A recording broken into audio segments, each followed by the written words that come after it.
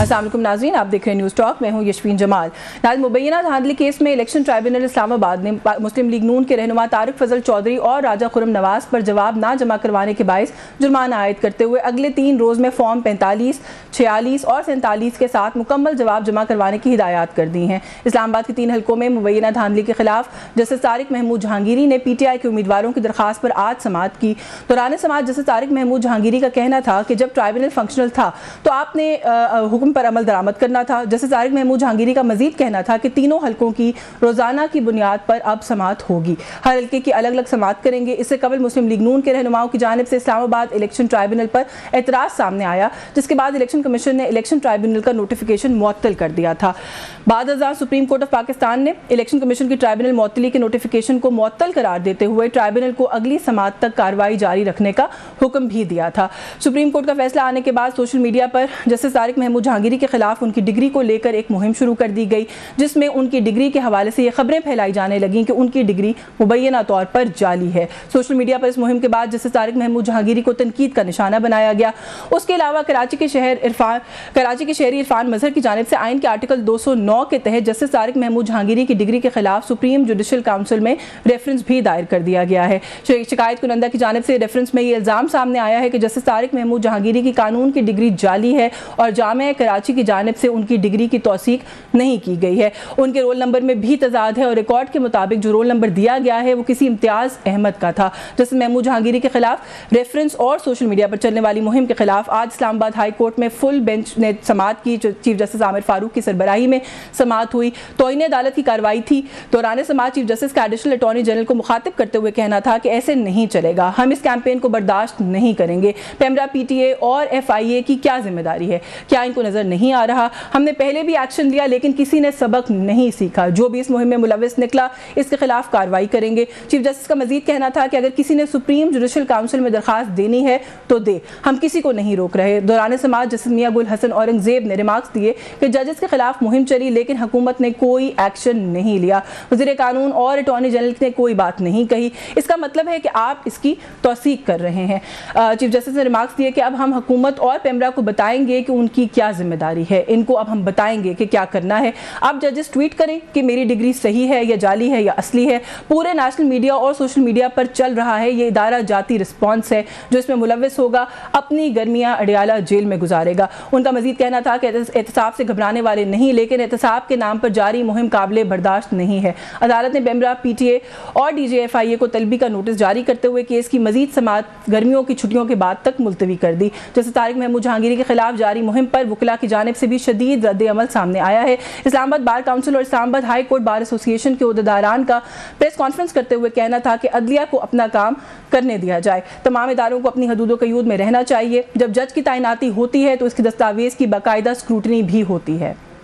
तारिक महमूद जहांगीरी साहब इस बार के डिस्ट्रिक्ट के सेक्रेटरी मुंतखब हुए और उनके अपोनेंट ने उनकी डिग्रियां वेरीफाई करवाई। फिर वो डिस्ट्रिक्ट बार के सदर बने तो उनके अपोनेंट कैंडिडेट्स ने उनकी डिग्रियां वेरीफाई करवाई। फिर वो प्रेसिडेंट हाई कोर्ट बने, उनकी ये तमाम डिग्रियों की वेरिफिकेशन हुई। फिर वो डिप्टी प्रोसिक्यूटर जनरल नैब बने, तब उनकी ये डिग्रियां वेरीफाई हुई। फिर वो डिप्टी अटॉर्नी जनरल बने, फिर उनकी डिग्रियां वेरीफाई हुई। फिर वो एडवोकेट जनरल बने, तब उनकी डिग्रियां वेरीफाई हुई। फिर जब वो जज एलिवेट हुए तब ये डिग्रियां उनकी सारी वेरिफिकेशन हुई। आज उनको ख्याल आ गया 33 साल के बाद जब उन्होंने कर लिए। अब मैंने अपनी तारीख में बीइंग स्टूडेंट ऑफ लॉ ये पहली दफा सुना है या डिग्री असली होती है या जाली होती है। मैंने तो ये लफ्ज ही नहीं सुना कि ये डिग्री इनवैलिड है। मैंने किसी कानून में नहीं पढ़ा, किसी रूल्स में नहीं पढ़ा। तो ये सिर्फ और सिर्फ इन जजेस साहबान को, जिनको मैं सैल्यूट मारता हूं कि वो आजाद अदलिया की बात कर रहे हैं, वो खड़े हैं, उन्होंने नो कहा है। हर गैर आईनी अमल करने के लिए उन्होंने नो कहा है। जी व्यूअर्स, कुछ ये इशू है। साथ ही साथ बात करेंगे पाकिस्तान तहरीक इंसाफ का जलसा, फिर उसकी मनसूखी। पहले इजाज़त मिली, उसके बाद इजाज़तनामा वापस ले लिया गया। क्या तहरीर तौर पर लिया गया, ये वैसे ही पाकिस्तान तहरीक इंसाफ खुद पीछे हट गई, ये भी एक इशू है। बिलावल भुट्टो ज़रदारी साहब ने भी आज कुछ गुफ्तगू की है। KPK हुकूमत पर कुछ बड़े संगीन इल्ज़ाम आयद किए, उन पर भी बात करेंगे। हमारे साथ इस्लामाबाद स्टूडियोज़ में मौजूद है मेंबर है प्रोविंशियल असेंबली की पाकिस्तान मुस्लिम लीग नवाज से आमना शेख ने हमें ज्वाइन किया। बहुत शुक्रिया आमना आपका, आपके वक्त के लिए। और कुछ ही देर में पाकिस्तान तहरीक इंसाफ से शोएब शाहीन साहब जो है वो हमारे साथ मौजूद होंगे, उन्हें भी गुफ्तगू में शामिल करेंगे। आमना, आपसे आपसे गुफ्तगू का आगाज़ कर लूँ।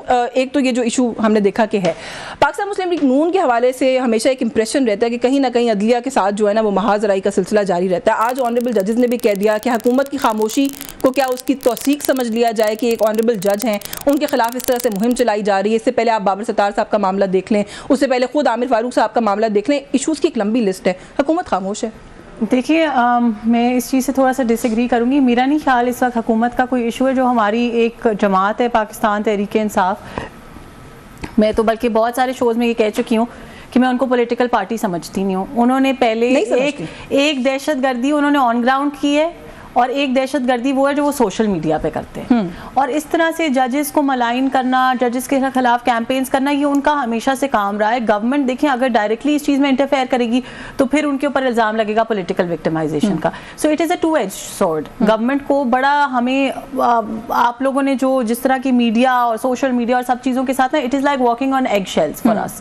सो हमने हर चीज़ को साथ लेके चलना है। हम किसी किस्म की इस तरह की चीज़ नहीं चाहते कि कोई पॉलिटिकल विक्टिमाइजेशन का इल्ज़ाम लगे, कोई ऐसी चीज़। आमिर फारूक साहब ने ये कमेंट दिया, मैं उनके कमेंट की बहुत रिस्पेक्ट करती हूँ। मैं समझती हूँ कि जो इंडिपेंडेंट अथॉरिटीज़ हैं, FIA है, जितने भी साइबर क्राइम यूनिट्स हैं, सब लोग उनको डेफिनेटली इन चीज़ों पर एक्शन लेना चाहिए। कुछ इदारे इंटीरियर मिनिस्ट्री के नीचे भी आते हैं ना, एक्टिव करना हुकूमत के ऊपर भी तो जिम्मेदारी है। वो इदारे इंडिपेंडेंट अथॉरिटीज़ हैं और उनका जो है मुझे लगता है कि उन्होंने शायद ये जो कमेंट दिया वो इस लिहाज से दिया है कि हुकूमत ने कोई आके ऑफिशियल स्टेटमेंट नहीं दी, कोई इस तरह की चीज़ नहीं की। तो वो मैं समझती हूँ कि हुकूमत का देना बनता नहीं है।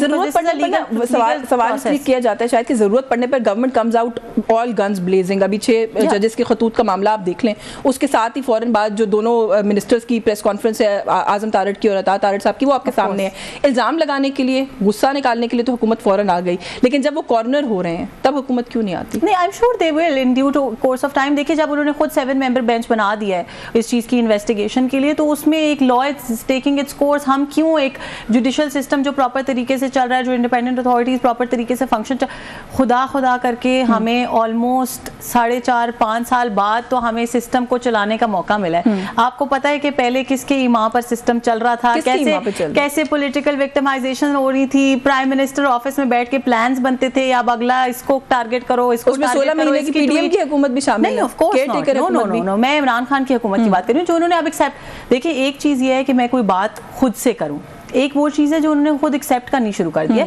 बेशुमार आपने देखा कि लोगों ने आके टीवी पे कहा कि जी हमने गलत किया, हमने प्लानिंग की, झूठे मुकदमे बनाए, सब कुछ किया। तो we don't want to do that and we don't want to continue that system. So अगर कोर्ट ने एक बनाया है, एक 7 मेंबर बेंच बनाया, वो उसकी इन्वेस्टिगेशन करें, we respect that. Before we move on, सवाल फिर अगेन लग ये रहा है इस वक्त on the face of it कि इस्लामाबाद हाई कोर्ट के जजेस जो हैं वो टारगेट है। PTI आ जाते हैं शुएब साहब, उनसे उनका सवाल भी करेंगे क्योंकि उनकी तरफ से जो प्रेस कॉन्फ्रेंसेस आती हैं वो चीफ जस्टिस पाकिस्तान को टारगेट करते हुए नजर आते हैं। इस्लामाबाद हाई कोर्ट जो आपने कहा ना सोशल मीडिया पे मुहिम वो लोग चलाते हैं, वो उनकी गुड बुक्स में लगती है आजकल, तो वो कैसे मुहिम चलाएंगे? देखिए, उनकी गुड बुक्स में कोई भी नहीं होता, उनका एक वतीरा है कि जो उनकी फेवर में बात कर देगा वो उनकी गुड बुक्स में। जस्टिस जहांगीरी तो वो ट्राइब्यूनल्स में केसेस सुन रहे हैं, जुर्माने कर रहे हैं आप लोगों को, उनकी तो गुड बुक्स में होंगे। सुन रहे हैं, लेकिन मैं आपको वैसे बता रही हूँ कि वो जो उनकी फेवर में बात कर देता है वो उनके लिए अच्छा हो जाता है। वही जस्टिस आमिर फारूक हैं, जिस वक्त उन्होंने नवाज शरीफ साहब की बेल कैंसिल की थी तो वो जश्न मना रहे थे PTI वाले। उन्होंने जब कोई हमारी फेवर में फैसला दे दिया तो वो सबसे बदतरीन जज हो गए। तो ये बड़ी गलत किस्म की बातें और गलत किस्म की रिवायात हैं जो हमारे मुल्क में रखी गई हैं। सब ये नहीं करते, सारी पॉलिटिकल पार्टीज। नो, आप लोग भी देखिए, मैं आपको छोटा सा डिफरेंस बताऊं। जो कुछ PTI ने किया है ना, मैं as I started my statement with the fact कि मैं उनको पॉलिटिकल पार्टी कह ही नहीं सकती। They are terrorist according to me. ठीक है, पाकिस्तान की 3.5 साल हुकूमत करके गए उनके प्राइम मिनिस्टर, सूबे में KPK में अभी भी उनकी हुकूमत, अफगानिस्तान में भी तो टेररिस्ट ने हुकूमत की ना। तो हमारे मुल्क पे भी अनफॉर्चुनेटली वो टाइम आया जो मुल्की तंसीबात पे हमला करता है, जो हमारे फौजी जो हमारे लिए पता नहीं कितने सालों से कुर्बानियां दे रहे हैं, उनकी वर्दियों को जलाता है, जो हमारी यूथ को तबाही की तरफ धकेलता है, उनको कहता है कि तुम बिल जला दो, टायर जलाओ, मुल्क में आग लगा दो, मुल्क बंद कर दो। क्यों? क्योंकि मैं वजीर आजम नहीं रह सकता। तो ना वो शख्स और ना उसकी जमात के कोई भी लोग मेरे लिए वो टेररिस्ट है, नॉट पॉलिटिकल प्रिंसिपल में जो हमले करने वाली बात है वो तो जाहिर है रेड लाइन कोई भी क्रॉस किसी को भी नहीं करनी चाहिए, लेकिन मुल्की तंसीबात में सिर्फ कोर कमांडर हाउस और इस तरह की चीजें ही आती हैं। सुप्रीम कोर्ट अदालतें भी आती हैं, कोर्ट पे भी उन्होंने हल्का हमला किया, पार्लियामेंट हाउस पे भी हमला किया। मैं बीइंग अ लॉयर देखिए, मैं इस वक्त रिप्रेजेंट कर रही हूँ, मैं आपको एक बात बताऊँ, being a lawyer I used to go to the Supreme Court every day. और सुप्रीम कोर्ट के बाहर जो उन्होंने धरना दिया, वहाँ पे दुनिया जहान का गन, दुनिया जहान का कचरा फैलाया पार्लियामेंट के कपड़े। I was working with the state channel at that time and I was in the building when that happened, so nobody knows it better than I do क्या हुआ था. But by the way, I'll tell you one thing, their terrorism is not only limited to on ground things. इनका जो cyber terrorism है ना, उसकी भी there are no bounds. जिस तरह से मीडिया पर्सन्स पे इन्होंने हमले किए, कोई मीडिया वाला थोड़ी सी कोई फेयर बात कर देता है। अब आजकल वो हमारे सेलिब्रिटीज ने कोई तारीफ कर दी शायद पंजाब गवर्नमेंट की। नहीं, वो तो हम तो नहीं कह रहे ना भाई, नहीं, आप नहीं कह रहे, निकल के कह रहे हैं कि पैसे दिए गए, पेड कंटेंट। पीटीआई के लोग जिस तरह से उन पे हमला कर रहे हैं, the kind of comments they are, that's also cyber terrorism, that's not political differences. मैं बल्कि आपको एक और चीज ऐड करना चाहूंगी।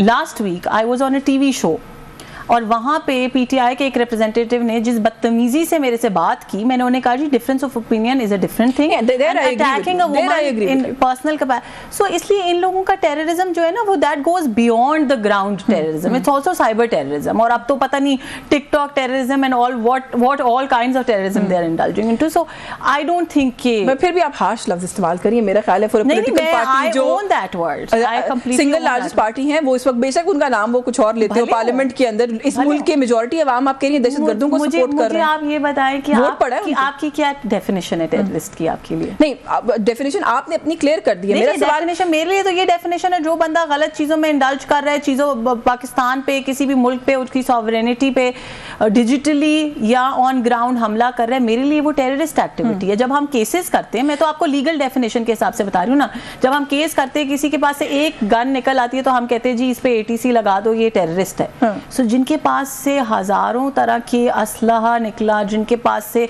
पेट्रोल बम्स निकले, क्या क्या निकला, उनकी वीडियोस ऑन रिकॉर्ड है, हमला करने की प्लानिंग्स ऑन रिकॉर्ड हैं, कंवल शोजब साहब और कौन कौन सी खवातीन भी वो लोगों को कह रही हैं कि चलो जी हमला करो, सबक सिखाओ, जलाओ, इनको इनकी औकात याद दिलाओ। तो फिर अगर हमने सिर्फ पॉलिटिकली करेक्ट होने के लिए डर डर के ये वर्ड नहीं यूज करना, that's a different thing, but I own this, मेरे लिए that is no less than terrorism. नहीं, लेकिन वही बात है, किसी मेरे ब्रेक पे लेनी है, बेसिक ह्यूमन राइट्स को कर्टेल करना, वो किस उम्र में आपके ख्याल में आता है? सोशल मीडिया पे आप लोग पाबंदियां लगा रहे हैं, बल्कि आज तो इंटीरियर मिनिस्ट्री ने कह दिया कि एक्स तो खुल ही नहीं सकती।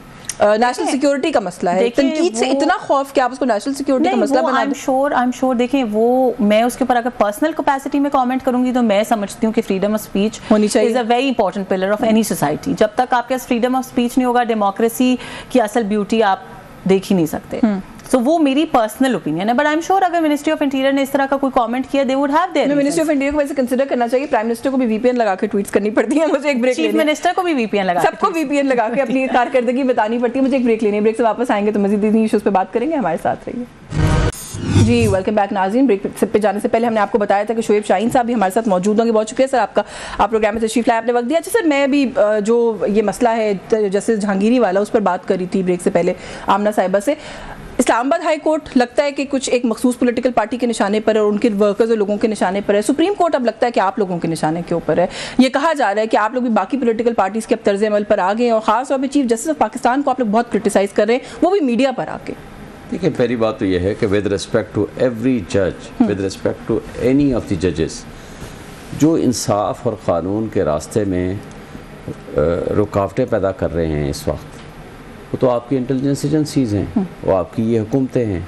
ये सिर्फ पहली दफ़ा हम नहीं कह रहे, ये मुअज़्ज़ज़ 6 जज साहिबान ने अभी लिख के दिया। उसके ऊपर जो सुप्रीम कोर्ट का लार्जर बेंच समाअत कर रहा है, उन्होंने तमाम हाई कोर्ट से ये रिकॉर्ड मंगवाया, जी बताएं आप लिख के दें।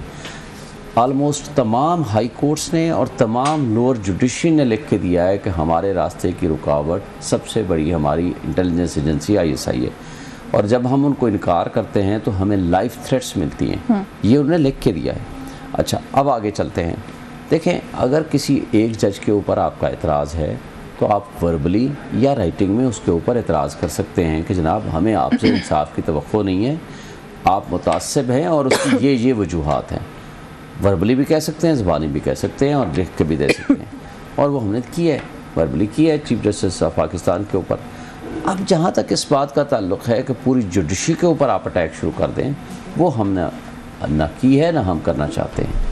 जुडिशरी पे अटैक नहीं है, किसी एक जज के ऊपर आपका एतराज़ है तो आप खुल के कह सकते हैं। अब यहाँ इन्होंने क्या किया, ये 6 मुअज़्ज़ज़ जज साहिबान ने ख़त लिखने वालों में शामिल है। इनकी ट्रोलिंग जिस तरह हो रही है या इनके ख़िलाफ़ एक मुनज़्ज़म साजिश के साथ प्रोसीडिंग हो रही है, और जस्टिस जहांगीरी साहब वो सीनियर मोस्ट जज हैं जो एडवोकेट जनरल रहे, जिनको PMLN की गवर्नमेंट ने उनको एडवोकेट जनरल बनाया। इनके ज़माने में वो डिप्टी अटॉर्नी जनरल रहे। वो एहसन इकबाल और शाहिद खाकान अब्बासी के वकील रहे। वो एक सीनियर वकील रहे और उनकी बड़ी क्रिमिनल लॉ पे स्पेशली और बाकी क़वानीन पे वेरी क्विक शार्प अंडरस्टैंडिंग है उनकी। 60 साल तक उनकी यानी ये जो पिछले 35 साल से उनकी प्रैक्टिस और एज ए जज उनकी कारकर्दगी है, और उठा करके उनको एक जाली चीफ जस्टिस अभी तो सीनियर कानूनदानों में शामिल होते हैं ना, और तनकीद ये की जा रही है कि आप लोगों ने ऑफिशियली सिवाय एक केस के ना उनकी किसी प्रेजेंस पे अभी तक आप लोगों ने एतराज़ किया है। आप लोग प्रेस कॉन्फ्रेंसेस में उनके खिलाफ बात करते हैं। एतराज़ किया है ना, एतराज़ किया है उनको। अच्छा, उस केस में वो ना सुनते या उस पर फैसला देते कि नहीं आपका एतराज़ इलीगल है, नतीजा नहीं निकला ना। वो ये कहते हैं देखिए जब कोई एतराज़ करे, मैं खुद एतराज़ करता भी हूँ और हमारे खिलाफ भी केसेस में एतराज़ होता है, जज साहब के ऊपर जब एतराज़ आए तो वो पाबंद है उस एतराज़ को डिसाइड करना। या तो वो कहे कि आपका एतराज़ दुरुस्त है, मैं रिक्यूज़ कर लाऊँ। जैसे मंसूर शाह साहब के ऊपर एतराज़ आया था, आपको याद है मिलिट्री ट्रायल वाले केस में, उन्होंने कहा मैं रिक्यूज़ करता हूँ। दूसरा एतराज़ राइटिंग में दिया था आबिद ज़ुबैरी साहब की तरफ से, मैं पटिशनर, मैं उनका काउंसल था, और अटॉर्नी जनरल ने दिया था कि फेडरल गवर्नमेंट को इस चीफ जस्टिस उमर अता बंदियाल साहब के ऊपर ट्रस्ट रही है, राइटिंग में दिया और उसकी रीजंस दी। फिर हमने उसका जवाब दिया और हमें आर्गूमेंट्स हुए। वो रिपोर्टेड जजमेंट है और उसमें पैरामीटर्स दिए गए हैं। बेसिकली आप ये कह रहे हैं कि अगर एक एतराज़ किया तो खुद रिक्यूज़ क्यों नहीं कर रहे अपने आप को? या रिक्यूज़ करें या रीजंस दें कि जो आपकी बातें हैं वो दुरुस्त नहीं है, मैं इंसाफ करूंगा। अच्छा, थोड़ा सा चले आगे बढ़ाते हैं। हमारी बात नहीं है, पूरी दुनिया में तनकीद हो रही है कि जिस तरह उन्हें बल्ले का निशान छीना, जिस तरह इन्हीं रिटर्निंग ऑफिसर्स के जरिए उन्होंने हमें कहा कि नहीं जी यही आपका इलेक्शन कराएंगे। वो कह रहे तशरीह गलत हुई फैसले की, आपको पता है रिमार्क्स आपके सामने है। वो तो मुसलसल तशरीह जिन्होंने गलत की, फिर आप उनको कह रहे हो कि ये बहुत मुकद्दस इदारा है और इसके खिलाफ कोई बात भी ना करे। इलेक्शन कमीशन जिसकी ड्यूटी थी free fair and transparent election कराने की, वो आपकी जजमेंट की न सिर्फ तशरीह गलत कर रहे हैं बल्कि वो इलेक्शन कराने में नाकाम हो गए और उसके ऊपर कोई बात भी ना करे। तो फिर मेरा ख्याल। अच्छा, थोड़ा सा इशू आगे बढ़ाते हैं। पहले आमना से कमेंट ले लूं। आमना साहिबा, क्यों जलसा करने की जब भी कोशिश करते हैं क्यों इंतजामिया आड़े आ जाती है? अच्छा, फिर एक तरफ आप लोग कहते हैं इंतजामिया का फैसला है, दूसरी तरफ राना सनाउल्लाह साहब कहते हैं तो फसाद फैलाने की कोशिश करती है ये पार्टी। तो लगता है कि कहीं ना कहीं आप लोगों का माइंड भी अप्लाई होता है उन डिसीजंस के अंदर। I think those are two different things. मैं भी बिल्कुल इसी तरह का शायद कमेंट करने वाली किया है अभी आपने, नहीं, मैं अभी और भी करने लगी हूं बिकॉज़ आपने मुझसे पूछा है। लेकिन still the fact is that it's an administrative issue. Rana Sanaullah साहब इस वक्त कोई इंटीरियर मिनिस्टर या किसी ऑफिशियल कैपेसिटी में नहीं कह रहे, उनकी एक पर्सनल ओपिनियन है और ये मेरी भी बिल्कुल यही ओपिनियन है कि जिस तरह की चीज़ें इन्होंने पास्ट में की, इनको क्या ये हमें कोई ऐसी गारंटी दे सकते हैं? Not only the 9th May incident, उससे पहले जब ये लोग अपना लॉन्ग मार्च लेके इस्लामाबाद आए, ब्लू एरिया में इन्होंने दरख्त जलाए हर जगह। मतलब इनका बस चले तो ये पाकिस्तान को ग्रेवयार्ड बना दें, जो इनकी हरकतें और जो इनकी ये खौफ है। ये खौफ नहीं है, पहले इजाजत दी फिर विड्रॉ की, इजाजत देते हुए खौफ क्यों नहीं था? खौफ नहीं है, ये कंसर्न है हमारे मुल्क के लिए। जो 4.5 साल मुल्क का कबाड़ा किया गया है उसको अगर हमने ठीक करना है तो we have that responsibility. Again this is the decision of the administration on the basis of जो उनको फेयर्स आए, बिकॉज अभी स्पेशली मुहर्रम वाली भी चीज़ें हैं और बहुत सारी। आज भी मैं क्योंकि रावलपिंडी से इस्लामाबाद आ रही थी, सो 2-3 मुहर्रम की रैलीज जो है मैंने रोड पे देखी, तो इस तरह की चीज़ें भी हैं, सिक्योरिटी इशूज़ है। But again in my personal capacity this is a fair comment कि ये हमें कोई क्या गारंटी है इनकी। अच्छा, तो एक तो ये तो यू टर्न मास्टर्स है, वैसे भी ये तो लिख के भी दे दे तो इनकी बात पे यकीन नहीं है, लिख के भी दे देंगे तो यू नो हर उस बात के अंदर फिर आप ये कह रही हैं बेसिकली कि जलसा इनको नहीं करने देंगे आप तो? करने देना नहीं चाहिए, नहीं करने देना चाहिए बिल्कुल साहब। एक तो वो कह रही हैं जी कि आपकी क्या गारंटी, आपकी जिम्मेदारी तो नहीं ली जाती। लेकिन थोड़ा सा मैं आपसे ये सवाल जरूर करना चाह रही हूँ, बहुत ज्यादा लॉ अबाइडिंग सिटीजंस नहीं हो गए सर आप लोग भी? डिप्टी कमिश्नर जो है वो इजाजत देते हैं, चीफ कमिश्नर आके मेरे ख्याल जलसागाह पर कह देते हैं कि आप लोग कल जलसा नहीं कर सकते, आप मान जाते हैं अच्छे बच्चों की तरह? देखिए, पहली बात तो ये है कि इन कठपुतलियों को किसने ये हुकूमत दी है?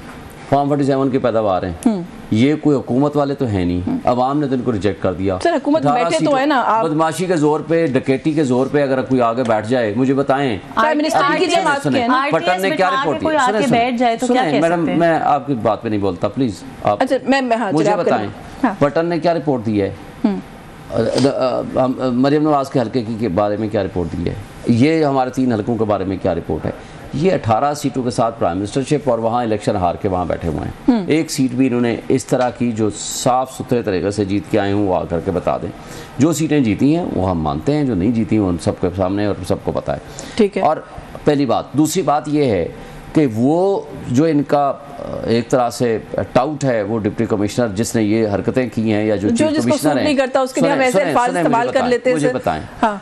उनको नहीं पता था कि मुहर्रम जो है वो 8 तारीख को सर उन्होंने स्पेसिफिक रीजन दिया। उन्होंने कहा है कि उस इलाके से कुछ असलाह भी बरामद हुआ जिसकी वजह से हम ज्यादा कॉन्शियस हो गए।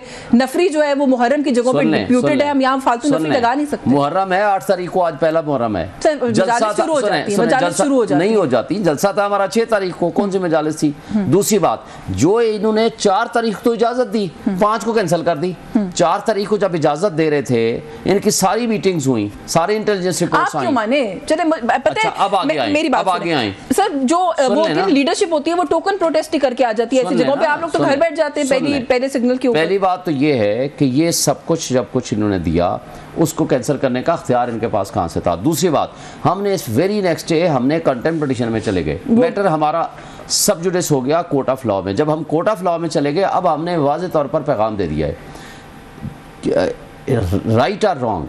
अगर अब इन्होंने हमारे जलसे की मनसूखी की, अब इनको हमने वार्निंग दे दी है। हम ना सिर्फ जलसा करेंगे और हमने एनओसी होने ना होने के बारे में हमने कोई इंतजार नहीं करना।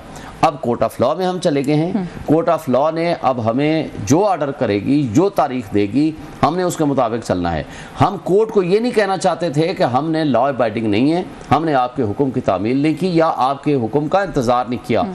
तो आप ये कह रहे हैं कि आशूरा के बाद जो जलसा होगा वो चाहिए इजाजत दें या ना दें, हमने करना है। ये हम वाज़ेह तौर पर इनको भी कह रहे हैं, हम इस कठपुतली हुकूमत को भी पैगाम दे रहे हैं और इस इंतजामिया को भी पैगाम दे रहे हैं और हम अदलिया के हुक्म। चले मुझे एक ब्रेक लेनी है, ब्रेक से वापस आके बात करते हैं। आमना को आप कठपुतली जो कह रहे हैं वो अच्छा नहीं लग रहा, उनके एक्सप्रेशन से पता लग रहा है। इस पर बात करूंगी इस ब्रेक के बाद। हमारे साथ जी वेलकम बैक नाज़रीन। ब्रेक में जाने से पहले हम बात कर रहे थे, जो शुएब साहब बात करते उस पर कोई कमेंट करना आमना तो जरूर करें। साथ ही साथ ये बताएं कि इमरान खान साहब के साथ कोई पसे पर्दा आप लोगों के कोई मामलात, कोई मुज़ाकरात हुकूमत के एंड पर, क्योंकि कैसे अहमद शेख साहब ने दावा किया, उन्होंने कहा जो मामलात पीछे चलना चाहिए वो बड़े ठीक ठाक चल रहे हैं। देखिए, इमरान खान साहब को तो हमने पहले भी ऑफ़र की थी, पंजाब गवर्नमेंट में भी चीफ मिनिस्टर साहिबा ने भी जाके अपोजिशन लीडर से बात की, प्राइम मिनिस्टर ने इवन अली अमीन गड्डापुर साहब को भी बुलाया। हम तो डे वन से as PMLN and as government यही चाहते हैं कि सब लोग एक पेज में हो, बिकॉज पाकिस्तान की बेहतरी हमारा प्राइम पर्पस है। इस वक्त यहाँ पे कोई ईगो प्रॉब्लम्स नहीं चल रही। ये इस तरह के प्रॉब्लम्स PTI और इमरान खान साहब को होते हैं कि मैं किसी से बात नहीं करूंगा। अब वो कहते हैं कि बात होगी तो सिर्फ एक जगह होगी, वो बात तो नहीं होती, वो तो फिर वहाँ तो मिन्नत तरला करना होता है इन्होंने। और वर्ड्स उनके आपस में कोई अलाइनमेंट भी होनी चाहिए ना, या नहीं होनी चाहिए। हमारे जेल में बैठे हुए इमरान खान साहब के ऊपर आप लोगों ने नए मुकदमात के लिए मंजूरियां दे दी, जो अपोजिशन लीडर है पंजाब में उनका चेंबर बंद कर दिया, जो कुछ किया वो हम सबके सामने है। इनके लोगों की पकड़ दकड़ का सिलसिला अभी भी जारी है। लीडर ऑफ अपोजिशन के घर छापा पड़ा है। देखिए, उनका चेंबर बिल्कुल बंद नहीं किया गया, नहीं किया गया, तो वैसे प्रोटेस्ट कर रहे हैं। नहीं, वो प्रोटेस्ट कर रहे हैं क्योंकि वो कह रहे हैं कि हम फॉर्म 45 के मुताबिक अपने लोगों का ओथ ले रहे हैं। क्योंकि ये जो आप ऑपोजिशन लीडर की बात कर रही हैं, वो तो आप समझे ना कि Punjab assembly I am present there physically, so इसलिए ये तो कोई सुनी सुनाई बात नहीं है ना। मैं इस बात पे किसी की कोई राय मानने को तैयार हूँ। अगर कोई ऐसी चीज होती जो मेरी आंखों से दूर, तो आप डिनाई करिए कि ऐसा कुछ नहीं। ऑफ कोर्स नॉट, ऐसी कोई भी। अच्छा, मुझे ये बताएं, यू आर अ लॉयर, एक पहले ही आपको पता है ये इशू चल रहा है, बाबर सत्तार साहब जो केस पहले सुन भी रहे हैं, रिकॉर्डिंग्स करना, फिल्म करना, ऑडियो रिकॉर्डिंग करना लीगल है? कर सकते हैं? लीगल नहीं। राना सनाउल्लाह साहब कहते हैं कि जिनका काम है वो बानी PTI को जो है वो जेल में रिकॉर्ड कर रहे हैं। हमारे पास रिकॉर्ड पे सबूत मौजूद है कि वो जेल में बैठ के फसाद फैलाते हैं। देखिए, this could be his opinion. जब तक कोई चीज हमारे नहीं, ऑफ कोर्स, लेकिन मैं ये कह रही हूँ कि कोई ऐसी चीज अभी तक कोई ऐसी सामने नहीं आई है। लेकिन हाँ, इस बात में तो कोई डाउट नहीं है, अली अमीन गड्डापुर साहब की जो आज भी मुलाकात हुई और उसके बाद जिस तरह की उन्होंने बाहर निकल के कॉमेंट्स किए, सो वो बहुत, इट इज वेरी एविडेंट। देखिए, अगर वो अंदर जाके इमरान खान साहब से बात करे और वो कोई पॉजिटिव या पीस का मैसेज दे रहे हो, तो वो भी आके बाहर पीस की बात होगी ना। अगर वो बाहर आके सारे लोग ये कह रहे हैं कि जी हम इस कठपुतली हुकूमत को, जैसे उन्होंने भी कहा, हम इनको जला देंगे, इनको घिरा देंगे। इमरान खान कंफ्यूजन तो है ना, कंफ्यूजन आपने 4 जुलाई फरवरी में इलेक्शन हुआ था, 4 जुलाई तक इलेक्शन कमीशन फॉर्म्स अपलोड कर रहा है, वो भी ऐसे जिनका मजाक बन जाता है बाद में, तो फिर कंफ्यूजन तो है ना, सवाल तो है। नहीं, that confusion is a very different thing, that's a matter of the election commission. वो बिल्कुल डिफरेंट चीज है। जब जब हम बात करें कि इमरान खान फसाद फैला रहे नहीं फैला रहे, अगर उनका चीफ मिनिस्टर जो है एक सूबे का बाहर आके इस तरह की बातें कर रहा है अपने पार्टी लीडर से मिल के आके कि जी मैं इमरान खान का एक इशारा और आप कह रही है कि वो अंदर इंतशार फैलाने की गुफ्तगू करते हैं, क्या गुफ्तगू एक तो करते हैं इमरान साहब, वो राना साहब वो तो कह नहीं है कि खैर वो उन्होंने पता नहीं कैसे कहा, बट वो तो कह बड़े पक्के हैं, वो कहते हैं जी हम सबूत दे सकते हैं। देखें, मैंने रिट पिटीशन फाइल की है जो कल सुबह लगी हुई है इसी मौजू पे कि इंटेलिजेंस एजेंसीज के कर्नल का, ISI के कर्नल का, मेजर का क्या काम है कि वहाँ वो कंट्रोल कर रहा है जेल सुप्रीडेंट को, किसने विजिट करना है किसने नहीं करना वो उसने फैसला करना है। बात यह है कि वहाँ रिकॉर्डिंग होती है, ये तो बुनियादी इंसानी हुकूक की खिलाफ वर्जी है। जब मरियम नवाज साहब की रिकॉर्डिंग हो रही थी गलत थी, हम तो तब भी कहते थे गलत ने अभी ऑर्डर किए हैं और जो कुछ ये कर रहे हैं तो इसका मतलब है कि राना सनाउल्लाह ने तो हमारे इल्जामात की तस्दीक कर दी है। आपके जो नाकिदीन है ना वो ये कहते हैं ये आदतें आप लोगों ने डाली हैं, ये कौन किसको चला रहा है, पार्लियामेंट कौन चला रहा है, किसी इदारे से आया हुआ। खान साहब खुद एतराफ़ करते रहे, हम तो नहीं। पहली बात तो ये है कि जो कुछ इन कठपुतलियों ने कर छोड़ा है ये पाकिस्तान की 76 साल तारीख में नहीं हुआ। 203 मुकदमात एक लीडर के ख़िलाफ़, ना सिर्फ वो, इन्होंने ड्रामा रचाया साइफर का। मुझे बताएं आखिर में आकर के इनके प्रोसिक्यूटर जनरल ने एडमिट किया, पूरे मीडिया ने चलाया कि जी उसमें लिखा हुआ है कि इमरान खान को इक़्तिदार से हटा दो वरना नताज भुगतने के लिए तैयार हो जाओ। ये मुल्क की सालमियत और ख़ुद मुख्तारी का दिफा था। अच्छा जी, फिर वो ख़त्म हो गया, आज वो सब खामोश हो गए। 750 से ज़्यादा टॉक शोज़, प्रेस कॉन्फ्रेंसेज इन्होंने की हैं एक घड़ी के ऊपर। आज दुबई लीक्स आया है $12.5 बिलियन का, कौन है उसमें? रिपोर्टेडली जी मरियम नवाज का मसाज सेंटर है, नवाज शरीफ की बच्चों के फैमिलीज के, जरदारी के हैं। ये भी एलिगेशंस है ना, आप लोग तो भुगत रहे हैं, क्यों लगाते हैं दूसरों पर इल्जाम? रिपोर्ट में है ना $12.5 बिलियन जो जिनकी प्रॉपर्टी निकली है। मैं नहीं जाना चाहता, मैं कहता हूँ हक हलाल की है, मनी लॉन्ड्रिंग की है, जो भी है। कोई एक इदारे ने उसके ऊपर कोई इन्वेस्टिगेशन की है, कोई इंक्वायरी की है? मुझे आपसे एक सवाल का जवाब अभी देते हैं, हमारे पास दूसरा गंदम स्कैंडल $1 बिलियन का आपके सामने गुजरा है। इनका हनीफ अब्बासी कहता है मैं कसम उठाता हूँ तुमने इतने पैसे खाए, ठीक है, ये कन्वर्सेशन होती है। ये कहता है तुम फॉर्म 47 की पैदावार हो, अगर मैंने ये जवाब दिया तो तुम मुंह दिखाने के काबिल नहीं रहेगी मुस्लिम लीग नून, जिसकी जिम्मेदारी थी free fair and transparent elections करवाना। मुझे बता दें इसके ऊपर कोई एक इन्वेस्टिगेशन गंदम स्कैंडल पे हुई है?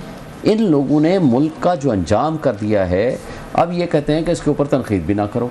भाई हर मीटिंग में होता बातचीत हो रही है कि नहीं हो रही? खान साहब से ये बता दें, हुकूमत के लोग दावा कहीं ना कहीं से सर उठते हैं। जिस दिन ये संजीदा होंगे बातचीत के लिए उस दिन इनका इक़्तिदार नहीं रहेगा। पहली कंडीशन ये है कि आप फॉर्म 47 की पैदावार और फॉर्म 45 के मुताबिक जो जीते हुए हैं उनको अपना मैंडेट दे दो। जवाब में वो कहते हैं RTS बिठा के आप भी तो आए थे ना 2018। अच्छा अब बता दें, RTS अगर हम बिठा के आए थे, दो बातों का जवाब दे दें। कितने लोग थे इनके जो फॉर्म 45 लेकर आए थे?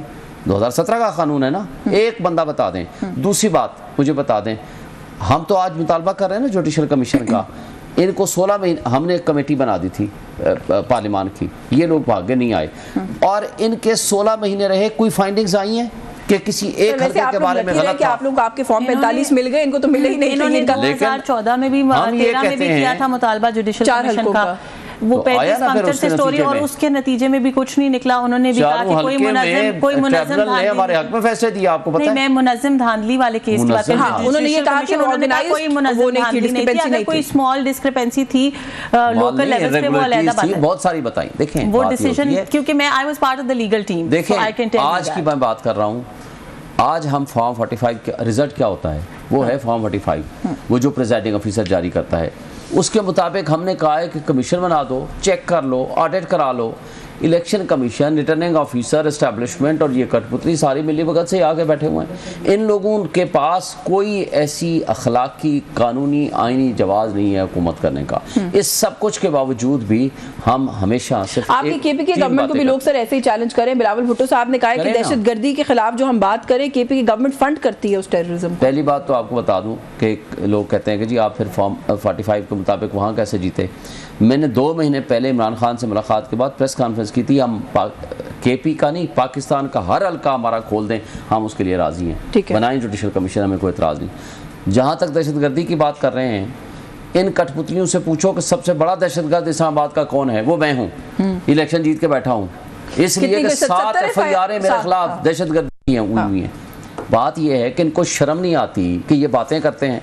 उनको इससे पूछें कि सिंध में कल हमारा लोग निकले बाहर, परसों निकले, सबको उठा करके MNAs, MPAs, बच्चियों को, ख़वातीन को उठा करके जेलों में बंद कर दिया आपने।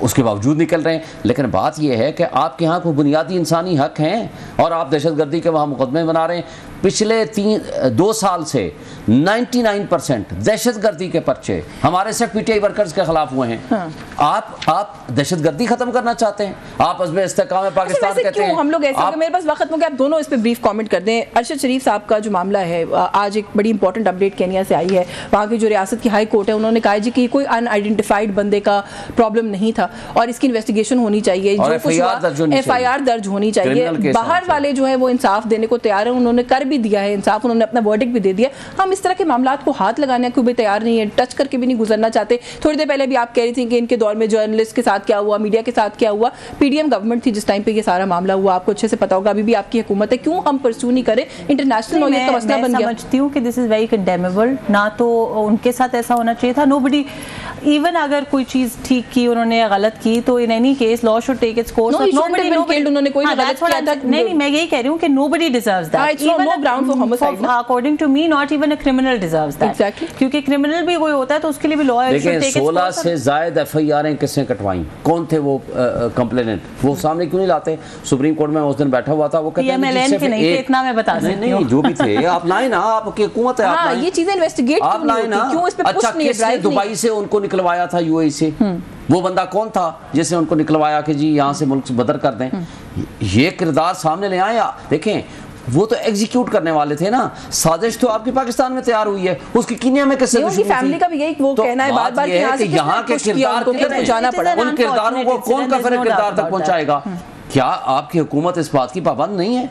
ये लोग तो अहमद फराद को उठाने वाले हैं। हाँ। ये लोग तो इमरान रियाज को एहराम की हालत में उठाने वाले हैं। इन लोगों को क्या ये कानून और कानून की बालादस्ती की बात करें? दौरे हुकूमत वही ना, आपने भी कहा कि हमने नहीं कराया। FIR तो आपने नहीं कराई होगी नून लीग के किसी बंदे ने जाके, लेकिन दौरे हुकूमत में तो आपके ज़माने में। बट अगर इनको पता है तो ये आप ये जो इतने हमें क्या पता कि फलां ने किया ये हमें नाम देना, उनके खिलाफ हम करेंगे। हुकूमत आपके पास है, इंतजामिया आपके पास है, इन्वेस्टिगेटिंग एजेंसीज आपके पास है, हमें दे दे, हम आपको एक दिन में बता देते हैं। कभी कहते हैं अदलिया का मसला है, कभी कहते हैं इंतजामिया का मसला है। जब खुद मुलव्वस होंगे ना तो फिर इस पे पर्दापोशी करेंगे। चलिए, वक्त खत्म हो गया, वरना मैं मजीद बात की थी। बहुत शुक्रिया आपका आमना शेख, आपके वक्त के लिए। शोएब शाहीन साहब, thank you so much for your time. Viewers, news talk से आज के लिए बस यही कुछ। यस्मीन जमाल को इजाजत दीजिए। अल्लाह हाफिज़।